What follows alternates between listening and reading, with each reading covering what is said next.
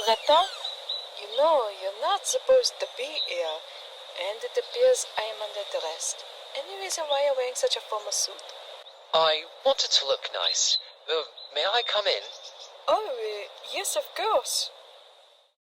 I was just doing some well work. I'll do it later, though. I can help you, you know. Well, if you want my help, 2 is better than 1 after all. Désolé, Angleterre. I haven't been really myself with that stuff with Deutschland, you know? I can help you with that too. You already are, n'est-ce pas? You're fighting to get them out of my home, aren't you? Yes, absolutely. But I was just thinking that maybe if we lived in the same house, I'd be able to protect you more. Nobody would be able to lay a finger on you if I were there. Living in the same house? You mean in one of your adorable little English cottages in a small village far away? Where nobody could interrupt us as we sit by the warm fireplace in each other's arms and take sips of tea in between our soft, passionate kisses? You don't like tea? Having to drink tea is a small price to pay if I get to live with your darling face tout le jour, my love. Oh, please. I can already tell you're going to dump all your tea into my cup when I'm not looking. That's exactly what I was thinking I'd do.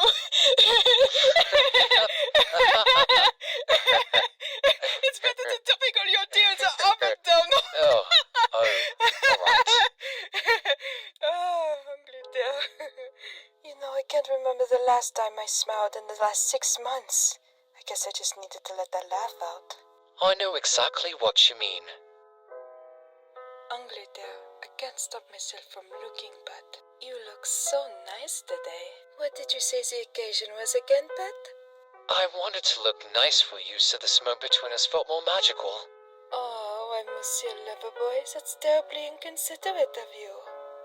But if you want to have a magical moment, you should let me create it. Marry me. What? France, will you marry me? You are joking? No. Oh la la. Angleterre, I'm sorry, but I don't think that the marriage is in my best interest. Je suis désolée. You understand, don't you?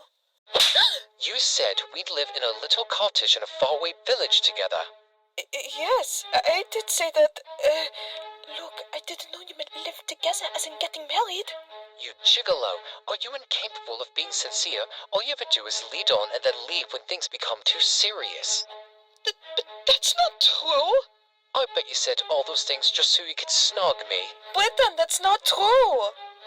Look, it's not you that I have a problem with. I don't like my rights as a country being taken away forever. If we get married, I won't have a say in anything. I'll lose every percent of my freedom, and I have to lose all of my colonies. Wait a moment. Did you want to marry me because you'd get my colonies? Well, I certainly kept that fact in mind when I was making the decision. You possessive little gun-out f***wit! How could you insult me like that but be so shallow? Don't try to change the topic. The only one to blame here is you. God, I am so glad I didn't marry you. Me too. I'd rather marry a baguette than you. I'd rather marry a garbage can. I'd rather marry a frog. I'd rather marry Germany and live with it for the rest of my life than marry you.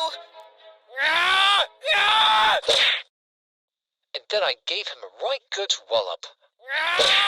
And then, when we started fighting, and I can't remember the rest. Ugh, I still can't believe he rejected me. I wasn't even really that enthusiastic when what was his name, Reynard? When that Frenchman Reynard proposed a union to us in the first place.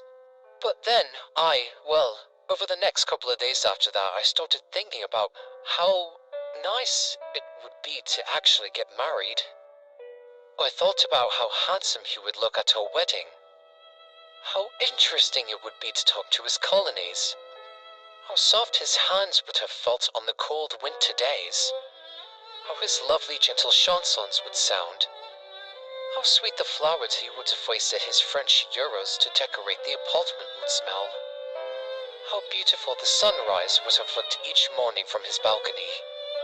And, I don't know, I suppose I just got used to the idea of marriage. Can't stop thinking about it at all. It's that lifestyle I want so badly. I hate him so much. Mr. Britton, you are acting very immaturely. Forgive me, sir. I lost my composure. It's alright, old boy. I know rejection hurts. But you have to remember there are going to be other chances with other people. I appreciate your concern, but I don't think I want to give anyone other than France a chance, at least for the moment.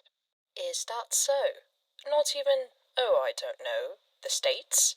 America? You mean having to babysit an uncultivated delinquent for the rest of my life? Oh yes, that sounds fitting. Think of it more along the lines of living in one of the most vibrant cities in the world. Going to see Broadway anytime you want. It's a land of limitless opportunity. Britain, I want you to take a look at yourself. Do you believe you could push Germany out of the West all by yourself? America is strong and young. He can lead us to victory. This isn't for you, old boy. It's for your country. It's for all of Europe. America's not so bad. I'm proud of you, lad. Remember, V is for victory. Now I've set up a rendezvous with you and Mr. United States. I want you to convince him to aid us in this war. But I don't think that'll be too hard. After all, I think you hold a special place in his heart, as I know he does in yours.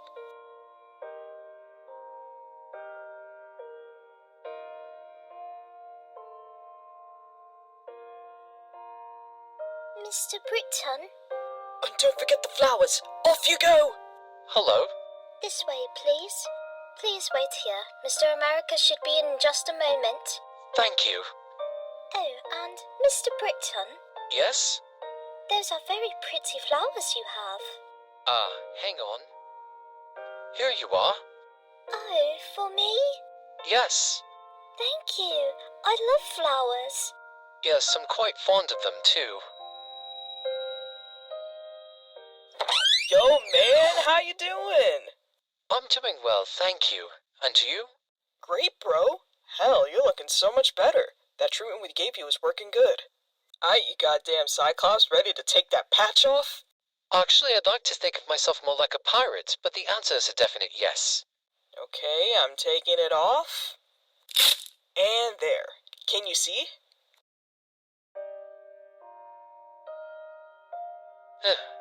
Every time I see you, you've always seemed to have grown up a bit more. Slow down, lad, or you might catch up to me. Don't worry, bruh. I'll always see you as a grumpy old man who can't chew his applesauce without his dentures no matter what. Yes, well, I might be able to change that. America, I think it's obvious that together you and I could do anything. We beat the for goodness sake. I believe that you and I should, well, become more acquainted with one another. I want to be your shoulder to lean on. What do you think? Brother, have you gone senile? You think you could bear the weight of my head on your shoulder? I mean, dude, no offense, but look at yourself. You're weak, you're past your prime.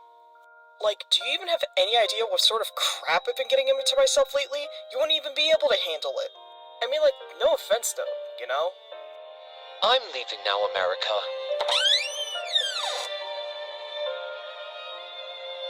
Ah, hello, Britain. How did it go? I'm leaving. Wait, but we can't. No, I'm finished. I can't handle another bloody heartbreak. I'm leaving. I'm fed up with all this relationship business anyway. I don't need another person to look after. I've been living alone for so long and I've done just fine. I'm not bleeding lonely. And well, if I ever do get lonely, I'll get over it, like I do with everything else.